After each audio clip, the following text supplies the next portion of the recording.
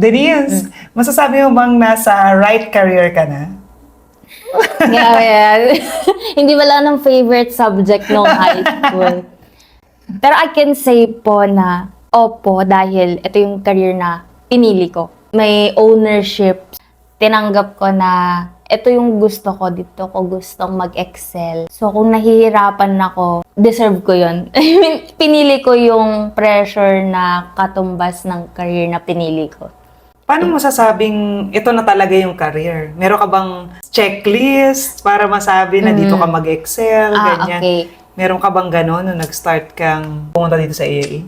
So, about dyan, subscriber kasi ako ni James Clear, yung author ng Atomic Habits. Oo, ganda Subscriber ako nung newsletter niya. And hindi ko makakalimutan, years ago na, meron siyang, may 4 questions na dapat daw i-consider tayo to assess if yung career path ay gusto natin and para sa atin. Questions to ourselves, ha. Ito, yung una, where am I good at? So, saan ako naturally magaling? Saan ko pa pwedeng ma-develop yung skills ko? So, pero naturally, okay ako doon. Kasi may mga bagay na hindi talaga tayo good at. So, where am I good at? Pangalawa, na dapat itanong doon sa sarili, what do I enjoy doing? So, aside sa magaling ka doon, na-enjoy mo siyang gawin. Para hindi mo rin dinedread yung sarili. Pangatlo is, where are the great people? So, magaling ka sa ginagawa mo, gusto mo siya, tapos you're surrounded with great people na nai-inspire ka. And pang-apat, where can I earn good money? Wow! Parang pag intersect siya, parang yung sa Ikigai. Ikigai! Oo, na good at ka doon, na-enjoy mo, the same time. Pero yung nagkaiba rin, so nakaka-add ka ng value sa ibang tao, di ba po? Na-help mo yung ibang tao. Dito, tama, ganun din nun. Pero ito, saan yung great people naman na magsusurround sa'yo? At the same time, saan ka may opportunity na kumita ng maganda? So, lagi ko siyang natatandaan at lagi ko siyang kino-consider sa times na alam ko kailangan ko mag-decide kasi may time na marami akong ginagawa. So, ayun. And I think, check naman siya kung nasaan din ako ngayon. Ano pa rin, syempre nagtatrain pa rin, and dine-develop ko pa rin yung skills ko, I'm getting better naman. Pero nag-e-enjoy ako sa ginagawa ko. At the same time, I'm surrounded by great people, like Starbright talaga, sobrang nilolook up ko po yung mga nabutan ko ring advisor dito, tapos hanggang ngayon nandito pa rin. And even yung mga nakilala ko lang nag-start ako, sobrang na-inspire po ako. And also, ngayon, parang ngayon lang ako na natututo, itong skills na binild ko throughout the years, ito yung, ngayon na siya unti-unting nagko-compound. So, alam kong nagsisimula pa lang ako. Wow! Nagsisimula, pero 4 years ka na dito. Opo, pero para ka ngayon, naka-second degree. Opo, pero feel ko na ito pala yung growth. Kasi po nung mga umpisa, nag-explore pa lang din. Pero walang clear na, okay, talaga bang long term ito? Dito ba talaga alam mo, hindi naman super clear and sobrang long term yung goal. Pero ngayon, unti-unti, ito yung fruit pala nung mga may years na puro ako training, pero hindi ako good closer, ganyan sa sales. Pero ngayon, medyo nababalanse na. Ito pala yung sinasabi nila na yung compounding effect. Unti-unti ko siya nakikita. So, satisfied din. Yung sharing mo is a reminder that we should not work for money. Let's work for growth and money will just follow. Katulad ngayon. Hindi pa man super sumakses, pero may paunti-unti na parang ano po sa akin, nasa right path ka. Sige lang, double down ka lang, galingan mo pa. Ganun po. 20s ka pa lang pero maaga mong nasabi sa sarili mo na this is the right career for you. Pero hindi naman ganun kadali kasi most of the people, Gen Z, millennials, yun talaga yung major concerns kung paano ba hanapin yung career na para sa kanila talaga. And ako, napagdaanan ko rin yun. Ikaw, dati ba nung pumili ka ng course or nung kabataan mo, may dream job ka na ba? Dream career na gusto mong gawin? Related ba kung nasan ka ngayon?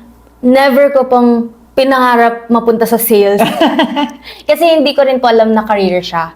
So, never po. Grade school, alam ko lang kailangan ko mag-aral ng mabuti.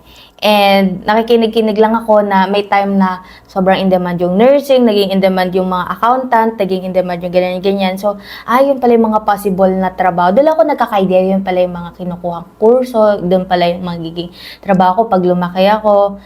Kaya pa iba-iba per year. Gusto ko maging teacher, maging CPA, naririnig ko lang siya. Tapos po, nung high school, grade school and high school, nagkaroon ako ng experience sa campus journalism. Doon ko naging may gift pala ako sa writing. And madedevelop pa to. Yun yung gusto kong pag-aralan kasi yun lang yung alam kong gawin. So, dream kong maging journalist or anyone in the public na parang nagbabalita. Parang Jessica Soho, pinangarap ko kahit Corina Sanchez, hindi mga rated kay Jessica, yun lang mga palabas. Noon, naging dream ko po siya kasi yun lang yung sa tingin ko kaya kong gawin. Pero may mga nangyari, nakapasa ako sa DOST scholarship and kailangan namin ng financial assistance para makapag-college ako. So, pinili ko maging practical. Nag-engineering ako para makuha yung DOST kasi Science and Technology scholarship. So, naging scholar ng bayan and tinapos ko po yung 5 years. Ako naman po, pag nag-decide, diba, halimbawa, nag-decide na ako, ito yung gagawin ko, no turning back na ako. Hindi na ako, what if nag-journalism ako, what if, wala na akong ganun. Pag ito na yung pinag-desisyonan ko, alam ko may reason kung bakit ito yung the right decision for me to do. And I will make it the right decision. So, tinapos ko po yung 5 years ko. And, after na po nun, wala lang po nagsabi ng next. Alam ko lang magtatrabaho na. So, yun po, nagtrabaho po ako sa office. And nung real life na, real world na, wala na sa school, dun ko po unti-unti nakita, ito yung mga ayaw ko. Hindi ko po agad na figure out kung ano yung gusto ko. Pero, unti-unti kong nakikita, hindi to para sa akin. Hindi para sa akin yung 4 hours a day ako nasa biyahe. Ayoko siyang tanggapin na para yun sa akin, na wala akong choice. Yun po. So, sabi ko, ayoko ng 4 hours akong magbabiyahe, ayoko ng kailangan ko ipaalam kapag gusto kong magpahinga today or gusto ko na kitain yung friends ko today, ayoko kailangan ipaalam ko pa yun sa iba, tapos nasa approval pa ng ibang tao kung gagawin ko siya or hindi. Ayoko na nakadepende sa trabaho ko yung schedule ko in a day, kasi naging midday shift ako na hapon hanggang madaling araw or gabi na nagtatrabaho ako, tapos tulog ako sa umaga, umaga hanggang hapon nagtatrabaho friends ko. Ako, tulog ako noon. Tapos okay na sila sa gabi, ako naman nagtatrabaho. Para sabi ko, ayoko hindi ako in control sa day ko. Ayoko. Basta yun po, hindi naging clear agad sa akin na, okay, sales, ba pang wala namang ganong naging training simula nag-aral and hindi siya option, I think, sa karamihan sa schools na at least sa akin po. So, doon po, nag-start sa akin na habang nagtatrabaho ko, na-figure out ko, ayoko nito, hindi to para sa akin. Baka may other ways naman na pwede na mag-work sa akin. Hindi ko alam yung gusto ko, pero ito, hindi siya for me. So, doon po ako nag-ekis-ekis doon nag-start po yung exploration sa akin. Pero nangyari siya maaga nga po. Mga first... 21 ka pa lang? 2020 pandemic. Doon po ako graduate. Doon ako nag-work. 2020. 22 years old po ako. 21, 22, naisip mo na agad, ay, hindi ito yung gusto ko. Ganyan ba talaga ang mga Gen Z? Or special ka lang na at a very young age, naisip mo na, ay, ito, hindi ko to gusto. Yung iba, still searching for the things that they want to do in life. Yung iba naman, alam niya, ayaw ito, pero hindi naman sila nag-leap of faith, just like what you did. Apo. Ikaw, ang aga-aga mo palang nakapag-decide ka agad na hindi ito. Opo, sa tingin ko po, okay, una, yung about sa thing ba siya ng Gen Z. Proud ako na sa tingin ko matalino talaga ang Gen Z. Kasi syempre maagang na-expose sa digital age, yung information, madali na lang, and nakikita namin yung possibilities ng mundo. So, yun nga po yung kwento ko sa first office na kung saan ako nagtrabaho. First week pa lang, first month, nafe-feel ko na hindi ako tatagal dito.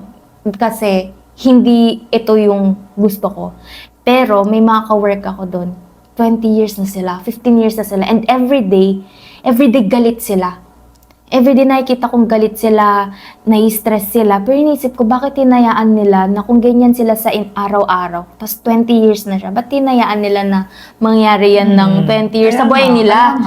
Kaya ako, first month pa lang, alam ko nang hindi ako para dito. Kasi yun, nalaman ko first job pala nila yun. Siguro, takot na rin sila mag-explore ng other things, so nagsettle na lang. Hindi ko pa alam yung story nila, pero para sa akin, sa tingin ko po, yung syempre, iba-iba naman tayo ng story, pinanghugutan. Pero yung Gen Z, in general, alam nila if this does not sit well with me. And minsan, maano na rin po, yun, matapang mag-create ng decision na, pero dun kami at a certain extent nag-iiba na yun sa tao na yun. Yung lakas ng loob na hindi to para sa akin. Hindi ko alam yung para sa akin, natatatakot ako, pero sige, explore natin. Nasa tao na po sa tingin ko yun eh. Yung drive niya ba sa buhay, and siguro ako rin po as a person. And I think Gen Z in general, pag-uusapan po natin, like, naghahanap ng meaning sa ginagawa. And sa akin lang, gusto ko lang, hindi naman sa sobrang global impact dapat. Gusto ko lang aligned sa akin yung ginagawa ko na, okay, magpapakapagod ako, ibibigay ko yung heart dyan. Gusto ko man lang, fulfilling siya sa akin. Kasi kung hindi fulfilling sa akin, binibigay ko yung best ko. Alam kong burnout yung dead end niyan sa akin. And mas mahirap gumaling from burnout kesa harapin ko yung discomfort na hahanapin ko. Sige, hindi ko alam ngayon, pero hahanapin ko alin ba yung gusto ko i-explore na baka ito para sa akin. So, hinarap ko yon na yung uncertainty na feeling na hindi ko alam yung gusto ko. Pero sige, try natin tong iba't ibang mga bagay at an early age. So, yun, doon po yung nag-start na nag-try din ako ng online jobs, nag-VA ako, nag-copywriting ako kasi sabi ko, journalist ako nung school. So, kapag mag-freelance ako, mag-copywriting ako, ganon. Tapos, ayun po. Tapos, tinry ko rin to kasi interest ko yung about finance. Ito talaga yung nag-check ng all the boxes that you're looking for in a career. Apo. Sa kwento mo, na-amaze ako kasi ang aga mong nalaman. Parang question ko sa sarili ko, ba't hindi ko naisip yun? Talaga po. Pero nag-skip ka agad kayo sa corporate. Bakit naman po hindi siya naging option for you? Or naging option ba? Naging option din. Opo. Pero bakit? Maaga din kayong na-expose eh. Iba-iba lang yung story ninyo. Pero paano pong napunta sa ganun? Ako nag-corporate pa ako, pero kayo hindi talaga. Diretso entrepreneurship. Paano naman po naging ganun yung story nyo? Naging blessed lang siguro tayong dalawa na mas maagang nakahanap ng opportunity na kung ano talaga yung gusto natin gawin. At syempre, nagkaroon tayo ng options. Tapos nakapag-take action. Kaya siguro mas napaaga yung success than tumagal-tagal pa choosing or seeking for the things that we want to do. Kasi yung dati naman, naging yun talaga yung top of mind na mag-work. Dream ko talaga mag-work sa multinational company. Okay. FMCG, Laguna. sa Laguna, o kaya naman sa Parañaque or sa meron Manila, din. may mga factories. Basta multinational. Tapos manufacturing dapat. Okay. Kasi parang doon natin magagamit Yung core. pinag-aralan Pareho natin. kami ng course. Oo, as industrial engineer.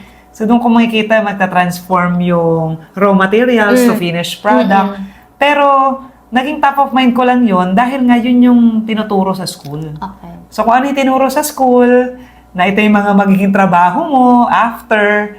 Kaya tuloy pagka-graduate, excited rin ako makahanap ng trabaho at mag-work sa multinational company, maging isang vice president ng company katulad ni Daddy. Yun rin naman yung reason kung bakit ako nag-industrial engineer kasi hindi ko alam kung ano yung gusto ko ring course nung dati.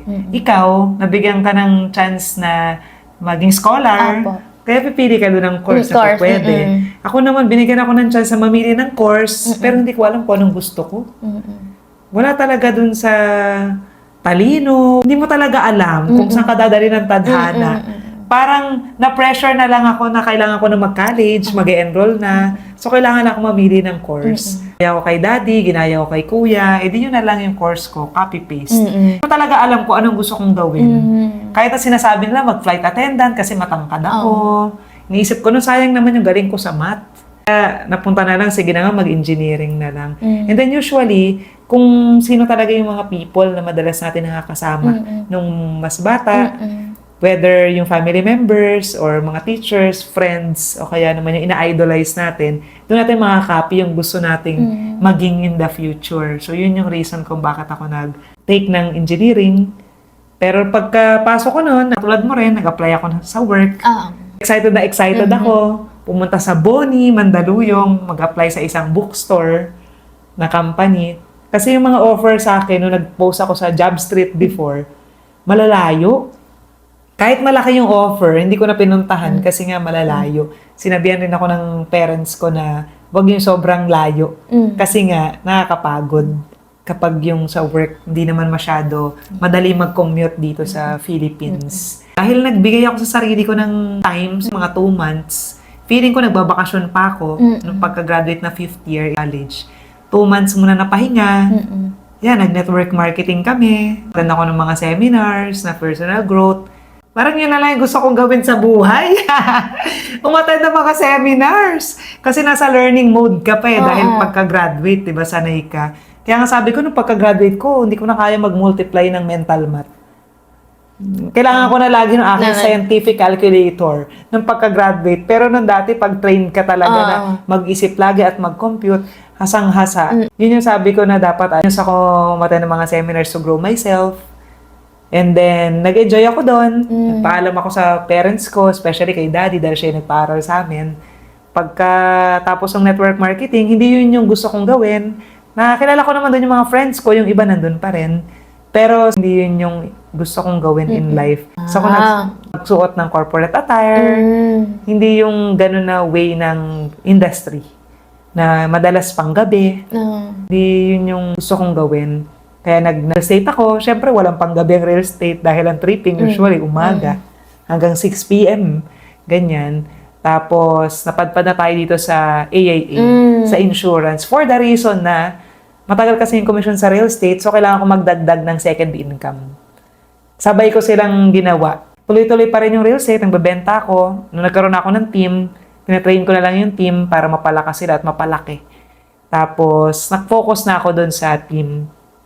And then, that's the time na pwede na akong mag-venture ng another field at makapag-focus na to learn something new dito sa AIA, dito sa insurance, investment, yung mga ganyan na mga learning. Habang yung isa, natutunan ko na. Subukan mo munang gawin yung industry bago mo maturo sa iba. Dito, ito na yung gusto kong gawin. Gusto ko hawak yung oras ko. Gusto ko, malaki kita. Kung masipag ako, dapat malaki rin yung ibibigay. Hindi ko alam kung nakwento ko na sa'yo. 20,000 ng dream ko na first salary.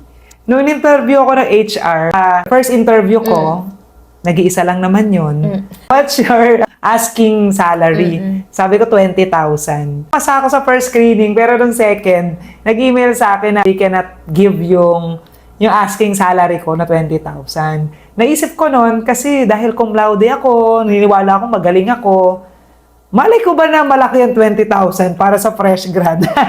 That time? Oo, that time. Nag-usap kami ng mga classmates ko dati. Nag-apply na rin sila sa iba. 12 to 14,000 yung offer sa kanila. So, doon ko na nalaman, laki pala nung hinihingi ko na 20,000. Pero yun talaga yung dream ko na. Then, nung ko naisip na, kung hindi yun yung mabibigay sa akin, hindi ako doon. Tapos kaya siguro ako nadala sa ibang lugar kung saan kumita ako ng 15,000 in 2 days lang na transaction. Pero hindi naman day 1, day 2. Pero 2 tao lang, naghanap ako ng OFWs who will buy mga products na vitamins kasi nasa network marketing. Tapos naka-create siya ng 15,000. Noong ko naisip na pwede pala yung ganyan. Hindi ka agad kikita kasi depende sa efforts mo, tsaka depende rin naman kung papalarin ka agad na makapag-close ng clients. Pero kapag sinwerte ka naman at nakapag-serve well ka at nagpursige, ma-attract mo talaga yung right client at kikita ka naman talaga dun agad. Kaya, sabi ko noon, pwede pala. Yung dream ko na 20K, pwede naman pala. Hindi nga lang dun sa traditional way. Kasi kailangan ko rin gawin yung mga bagay na hindi usual na ginagawa. Kailangan kong embrace yung ginagawa ko ngayon, to love what I do. And then, wag mo nang isipin yung mga sasabihin ng ibang tao, especially mga negativities. Nagstay away muna ako dun sa mga classmates ko, sa mga teachers, sa mga prof, and other people na baka may masabing hindi magaganda sa pinili kong track. Kasi, cum laude to, tapos nagpa-flyering na lang sa SM Bacoor ng bahay. Oo. Na-try niyo yun? Na-experience ko yun. Pinagdadasal ko nun, wala makakita sa akin. Nakakilala. Oo, nakakilala. Kasi merong 1 to 3 p.m. window sa SM Bacoor dati. Pwede ka doon mag-flyering sa entrance ng mall. Ganon, nag-flyering ako doon. Nag-flyering din ako sa kanto, na malapit doon sa property. Nag-flyering rin ako sa mall. Grabe, yung mga experiences na sabi ko, kung gawin ito. Pero dahil dikit-dikit lang ako sa mga successful people, sabi nila, ito yung one way to have clients, mag-flyering. Edi sama din ako doon. Kailangan ko ibaba yung pride na ito yung tinapos ko and then do this para sa pangarap ko na maging successful din katulad ng iba. At ma-achieve mo yon ng hawak mo nga yung oras mo, di ba? Ma-achieve mo yung dreams, income mo. Kung ito yung cost para doon. Yun nga po pala, di ba, paano ko rin napili tong career. Kasi di ba may mga iba po akong ginagawa before. So, ginawa ko, process of elimination. Kasi may time na sobrang sabay-sabay yung mga ginagawa ko. And exploration po siya talaga din sa akin. Kasi nag-grow ako in experience and nag-grow yung understanding ko sa mga, possible pala to, pwede pala to. Tapos, yung confidence ko kasi nagawa ko na to, nagawa ko na kaya nakapag-usap na ako sa ganitong kliyente, nakakusap ako sa foreigner, nirelay ko yung message ko, proposal ko ng English, di ba, nagkaka-gain ng confidence. Pero may time, di ba po, nag-freelance ako. And sa freelancing, kaya sobrang taas din ang respect ko sa kanila. Alam ko na kailangan din, you are always at top of your game. Kailangan din lagi mong ginagalang. And business din talaga siya. So, isip ko nun, kahit malaki din yung potential dito at kaya ko, nag-guide din po sa career. Willing ba ako to pay the price para sa goal ko? Di ba po kayo po, yung naging price sa inyo is magpa-flyering kayo. Cum laude po kayo, ano naiisipin ng ibang tao. Raming ganyan kung ma-pride po tayo. Mahihinder talaga eh. Pero kayo po, alam nyo yung gusto nyo. Kaya kahit ito yung cost, ito yung price to pay, willing kayong gawin yun. And yun din po yung naging realization sa akin na hindi ako willing to pay the price na continue ako mag-upskill. Parang hindi na align sa akin yung inaaral ko. Parang hindi ko na yan gusto. Ako, I love writing. Pero na-realize ko, ayaw kong pagkakitaan yung pagsusulat ko. Yung pag pinipilit ko yung utak ko magsulat para sa trabaho, nag-shutdown siya, napapressure ako, tapos sabi ko, hindi ako willing to pay the price for this. So, this is not for me. Yun, di ba yung tanong po, paano mo nalaman this is the career na gusto mo? Isang way yung mga shinare pa natin, exploration and all. Isang way para malaman na hindi sa atin yung isang career pag hindi tayo willing to pay the price para doon. And kayo po, naging willing kayo to pay the price. Kaya na-achieve nyo rin at such an early age yung mga naging realization at nagdire-diretso kayo. And hindi kayo naging idle. Kasi nung time na 2 months vacation nyo, nagsiseminar and self-development programs kayo. So, exploration din yun for you. Ano yung possible na mga pwede nyong gawin. Habang hinihintay nyo yung call sa interview or anumang opportunity na hinihintay nyo, nagpre-prepare kayo. So, hindi kayo naging idle. And sa tingin ko doon nagsisimula po talaga. Pag hindi naman natin, di ba, pinangarap na specifically sales. Sales sa insurance, hindi naman ganun yung dream. Wala lang taong naging dream maging financial advisor. Wala, di ba? Na magbenta ka ng insurance, wala namang yun talaga. Pero nagsistart siya sa yun exploration and collecting, eto experience na, eto it gives me joy, eto fulfilling, eto may ganitong reward pag ginato yung... Makukolect lang natin yun pag hinayaan natin sarili natin, binaba natin yung pride natin na na itry yung iba't ibang mga bagay. And also po, ayun nga, ito rin na-realize ko, yung course na kinuha natin, 5 years, di ba po? 5 years. And yung pumili nun, ako, 15, 16-year-old self ko. And tinapos ko siya ng 5 years. Kung mataas yung pride ko, dapat nandun pa rin ako, aligned dun. Pero, hayaan mo ba na 5 years na decision mo, doon lang dapat naka-align yung magiging identity mo throughout your life. Pero malaya naman talaga tayong piliin and mag-grow. Ano yung aligned sa atin, ano yung hindi, ano yung nagbibigay ng joy, ano yung fulfilling, ano yung para sa atin worthy yung growth na makukuha natin sa endeavor na ginagawa natin. So, yun din po, nagte-take talaga siya ng malaking courage and humility para gawin yung bagay na hindi naman kadalasan pipiliin din ng tao kasi mahirap din talaga po siya. Mahirap po, di ba, yung you're on your own tapos pressure is real. Pero siguro kung para sa atin, worth it yun yung price to pay natin. Pero worth it siya kasi mas malaki yung dream natin and fulfilling siya, I think. Go pa rin.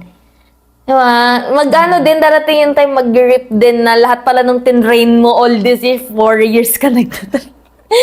Di ngayon, bigger na yung nako-close na sale, ganyan. So, natutuwa din po talaga ako na, I made the right choice din kasi may mga give up din po ako para dito. Tapos may time din, ang bagal din ng progress ko. Pero ngayong unti-unting may bunga, ang ganito pala talaga, hindi pala instant. Hindi pala instant. And dahil hindi siya instant, mas natatreasure ko yung naging process ko and yung pagdadaanan ko pa para mas mag-grow pa. Ibig sabihin, hindi lang ganito yung capacity na, ako personally, hindi lang ganito yung capacity ko, kaya ko pa na maging bigger pa yung results ko in the future. So, trust the process and patience. Gusto ko yung share mo about price to pay. Oh. Kasi sa lahat ng mga ginagawa natin, lagi may price and benefit. Mm-mm. Whether maging industrial engineer ako, tapos siguro ngayon, manager na rin ako. Kung manager ako, pumasok ako sa traditional track, Yes. na kung ano yung course ko, yun din yung pili kong track na gagawin. Meron rin na mga benefit, kasi may fixed income.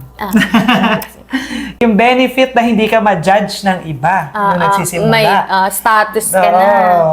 Ito yung aming cum laude, manager na ng gantong multinational company. Yun yung mga usapan usually sa department sa school, kung napapakinggan mo yung mga professors mo. Pinag-uusapan yung mga successful nila na alumni. Ang price to pay nga lang, hindi ko nagawa yung mga gusto kong gawin, maybe. Kung pumunta ako sa traditional track. Price to pay rin nun is late na uuwi, maaga gigising.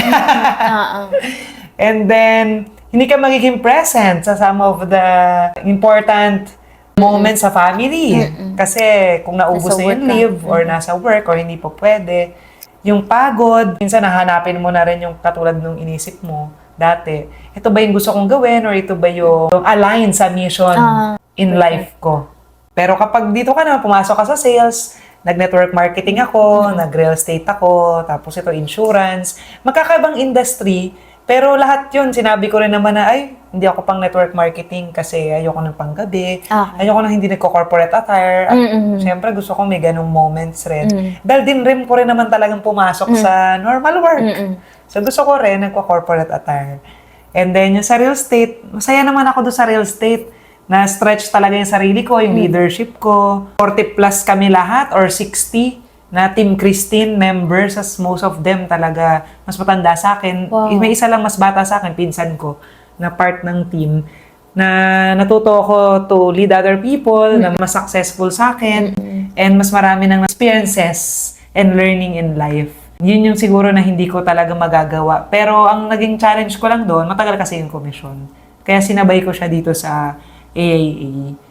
Yan. Kaya sabi ko, ito, maganda na to dahil hindi ako 8 to 5. Hawak ko yung time. You will be compensated depende sa effort and results na magagawa natin in life.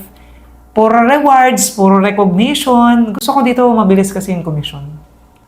Dahil yun yung hinanap ko na wala sa real estate, kailangan ko naman yung mas mabilis yung commission. Dahil matagal na nga si company, 78 years na, may mga training na globally recognized ng LIMRA, GAMA, yung maraming mga training programs na mas matututo pa ako. Na dati wala kasing ganun. Dahil depende kasi sa industry. Yung nakita ko dito. Happy naman ako na ang pinag-uusapan namin ay goals. Hindi yung dati kasi si property, si real estate, wala naman akong against doon dahil doon talaga tayo kumita rin ng malaki. Isa lang siya sa mga goals na pinag-uusapan dito sa AAA. Financial planning natin, isa lang ang pangarap na magkaroon ng bahay versus sa mga big goals pa natin. Tapos, naintindihan natin yung mga ifs of life. If you die too soon, kasakit, paano pag disabled, or kapag humaba yung buhay, paano naman ako, ganyan. Mas well-versed ako yung paano gagawin kapag may na-ospital. Kasi hawak na natin si Medicard. Kaya nung may na-hospital na sa family, paunti-unti, natututo na tayo. Iba rin syempre through experience. Iba, kahit naman wala dito sa gantong industry, pero may mga nasamahan ng family members na na-hospital, ganyan. Alam na nila. Pero ako, nagkaroon ng bagong training. Kasi meron ka ng training sa classroom, sa office, tapos matatrain ka pa sa experience mo in real life. Buti na lang nahanap ko ng mas maaga. And ang key is to try. Nang mahanap mo kung ano yung gusto mo, katulad ng sinabi mo na process of elimination. Kasi may mga ibang tao po na sobrang blessed nila, na bata pa lang, alam na nila yung gustong gawin nila. And may resources sila, supported sila. Meron akong classmate ng grade school, Miss Tin. Seatmate ko lang siya. Tamad siya mag-aral. Ako sobrang sipag, ganyan. Tamad siya mag-aral, ganyan. Kopya, ganyan. Naging Olympian. Wow! Black belter na siya ng Taekwondo that time. Grade 6 pa lang kami, black belter na siya. Tinuloy-tuloy niya, nag-UAAP, mga SEA Games, ganyan. Tapos naging Olympian. Nirepresent niya yung Philippines sa Japan ba yun na Olympics, hindi ko alam kung anong country. Pero yun, bata pa lang kasi, sumisipa na siya. And supported talaga siya. And alam niya talaga na yun yung gusto niyang gawin. Kahit na hindi siya masipag mag-aral and all. Pero sa bagay na magaling siya, talagang dun lang yung focus niya and nasuportahan siya. And ngayon, sobrang in terms of money, ganyan, and also fame, and also yung sa career niya, successful niya, and it's good for him and to other people din na maagang na-expose sa kung anong strengths nila and saan sila nag-enjoy, masaya, and fulfilling for them and kumikita sila, good for them. Pero I think sa majority ng tao, tulad natin, hindi natin alam yung gusto natin, lost din tayo, and yung alam lang natin options ay yung natural na in-ingrain ng system sa atin. Parating tayo sa certain point ng buhay na hindi na natin mabiblame yung ibang tao, na hintayin natin yung ibang tao na sabihin kung saan tayo. Darating yung time na kailangan natin i-master yung courage na harapin na, okay, hindi ko alam saan papunta yung ano ko, paano magkakaroon ng fulfillment. Kasi sa tingin ko po, generally as people, gusto natin talaga maging feel fulfilled. Hindi necessarily famous and all, pero fulfilled na may meaning yung life ko, and also napoprovide ko yung needs ko, and masaya ako, and I'm making positive things sa ibang tao. I think hindi siya generational lang, pero in all people. Pero mangyayari yun if magkakaroon tayo ng courage na question things, kung wala pa tayong enough data and wala pa tayong enough knowledge, ano yung mga nangyayari sa atin, ano yung hindi ko gusto sa mga nangyayari sa akin. Ano yung gusto kong mangyari sa akin? And ano yung mga possibilities na pwede kong itry. Talaga, doon talaga kailangan ng humility na itry yung bagong bagay. Kasi hindi naman yan napag-aralan natin usually, or hindi yan ginagawa ng karamihan na nasa circle natin or kamag-anak, pamilya natin. So, ayun, kailangan ng courage, kailangan okay lang maging uncomfortable for a while. Pero, ayun. And then, as early as kaya natin, try na, basta alam natin, hindi naman tayo nakakasama ng ibang tao, mabuti naman yung ginagawa natin para sa iba, para sa sarili natin. And, ayun, and hindi siya magiging instant. Once na okay, ito yung gusto ko, magaling ako dito, nandito yung mga right people for me to influence me to become better, and I have the potential to grow here also in terms monetary aspect. Ganyan. Kaya it will take time pa rin eh. It will take time pa rin and patience na pagdaanan na unti-unti magka-progress doon. So, maganda habang bata pa talaga. Less pa yung responsibilities, doon talaga mag-double down. Para pag dumating yung time, okay, di ba, nakapag-invest ka na ng time, alam mo nandito na yung strength mo and na-form na yung strength mo. Double down na lang talaga and the work never stops naman. So, at least, lumilipas yung oras, napapressure, na-challenge, pero fulfilling siya and nakaka-help sa ibang tao. And ako lang po share kung gusto ko po talagang positive impact. So, na-realize ko sa work natin po na one conversation at a time, may positive impact yun sa taong kausap ko. Hindi man siya in a grand way na, alam mo yun, to be viral and all, pero tao yun yung kausap mo. Doon ko na-realize, gusto ko pang magkaroon ng maraming clients. Ibig sabihin, may something ako na na-share na positive sa tao. Kaya pinagkatiwalaan ako. Gusto ko pang marami pang magtiwala din sa akin. So, yun yung tatrabawin ko. And kahit na maging mahirap yun, ganyan, napakaya mga possible, yung mga dapat kong gawin para mangyari yun, di ba? Kailangan gumawa ng video, kailangan mag-ads, ganyan, gagawin mo kasi yun yung price to pay. Yun. Para sa mga benefits. Para na sa gusto benefits mo. and dreams na gusto, yun po. So, I think yun, wala talagang shortcut na walang short. And even yung mga bata pa lang na-expose na alam na yung gusto, tinrabaho din naman nila yun. Kaya naging magaling sila at nag-reap sila ng benefits ngayon. Walang excuse talaga. Yun yung gusto kong i-share. Ako naman, para mahanap yung isang career, basta nandito yung tatlong bagay na growth, experience, tsaka contribution. Yung mag-grow ka doon, may experience mo yung mga different things na gusto mong gawin, tapos yung nakakatulong ka sa iba. Makakontribute ka, not necessarily monetary, pero makatulong ka sa learning, makapag-add value ka to other people. And then, ang bottom line naman ng lahat ng mga goals natin, kaya gusto mong maging successful, ay gusto natin maging masaya. To be truly happy.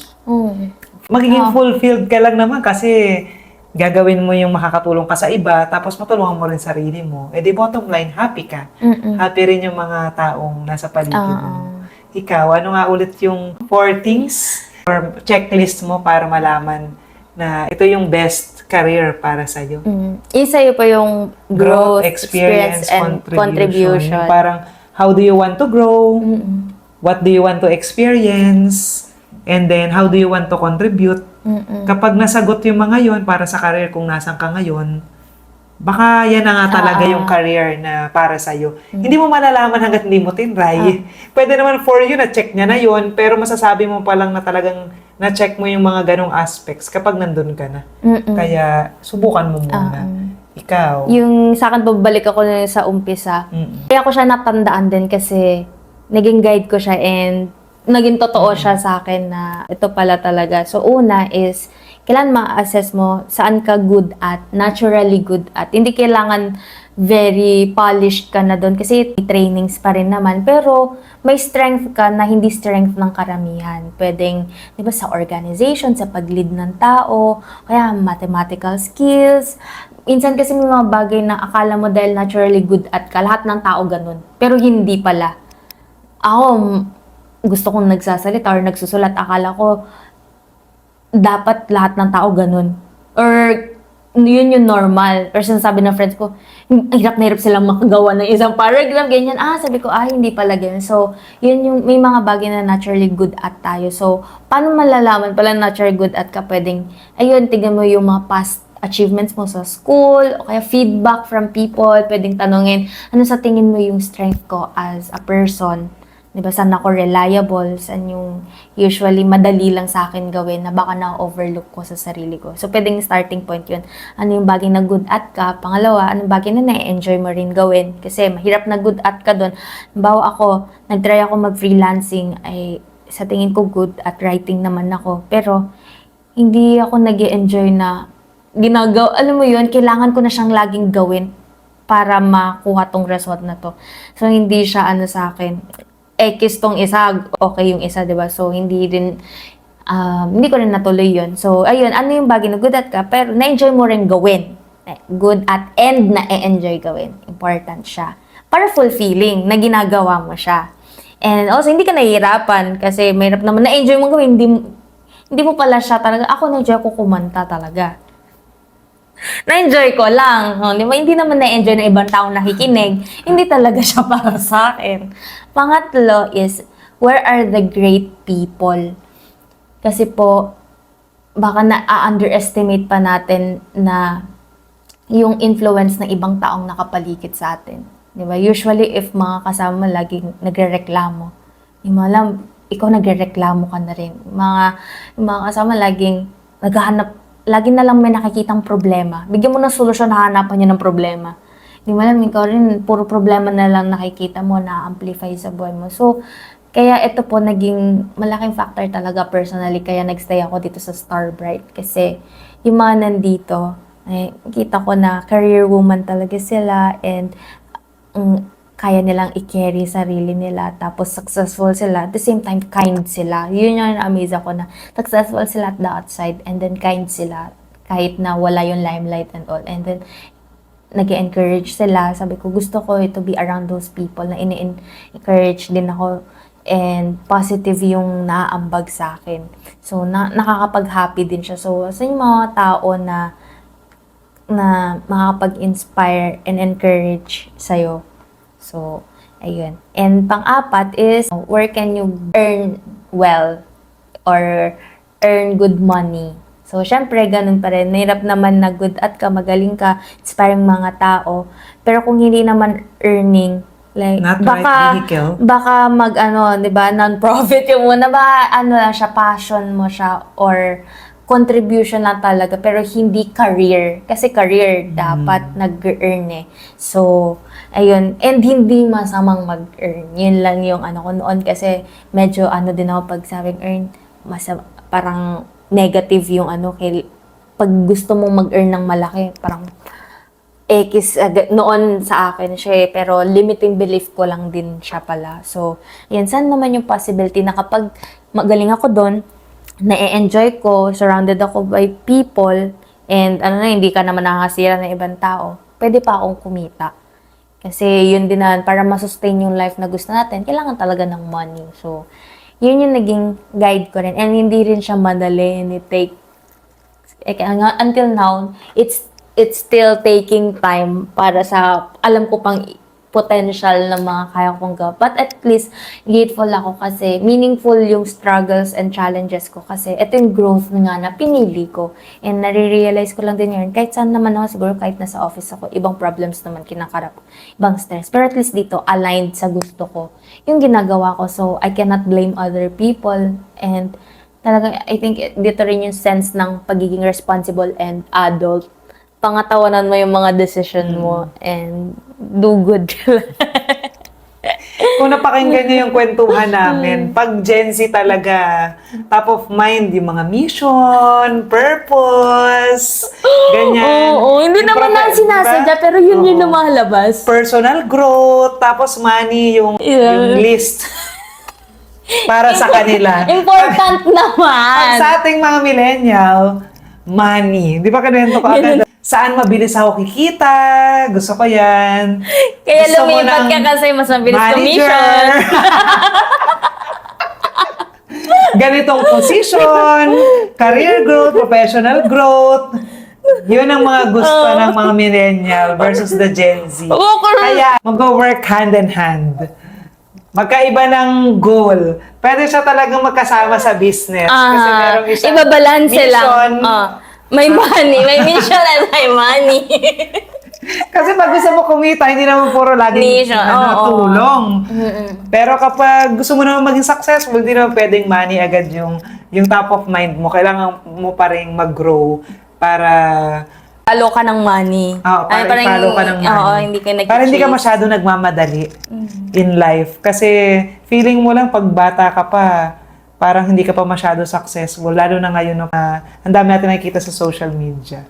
So, I hope nakapag-share kami ng mga bagay-bagay para makatulong na mahanap mo ang right career for you at kung paano namin nahanap yung amin based on our past experiences. Until our next topic, see you! Bye!